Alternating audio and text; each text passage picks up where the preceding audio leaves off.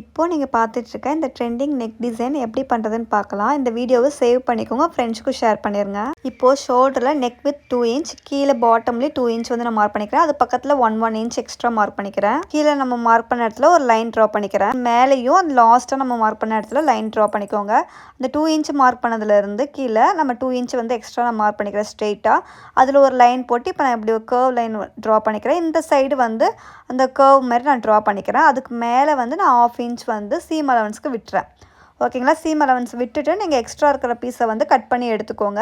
Cut பண்ணிவிட்டு இது main ஃபேப்ரிக்கில் place பண்ணிடுங்க. இப்போ மேலேருந்து ஸ்டிச் பண்ணிகிட்டே வாங்க. அந்த ட்ரையாங்கிள் ஷேப்பில் உள்ளே வந்து நாட் வந்து ரெடி பண்ணி வச்சுக்கோங்க. அந்த நாட் இன்சைட் பண்ணி ஸ்டிச் போடுங்க. இப்போ நான் எப்படி டர்ன் பண்ணி ஸ்டிச் பண்ணுறேனோ அதேமாதிரி அந்த கரெக்டாக அந்த கார்னர் ஷார்ப்பாக வர மாதிரி ஸ்டிச் பண்ணி எடுத்துக்கோங்க.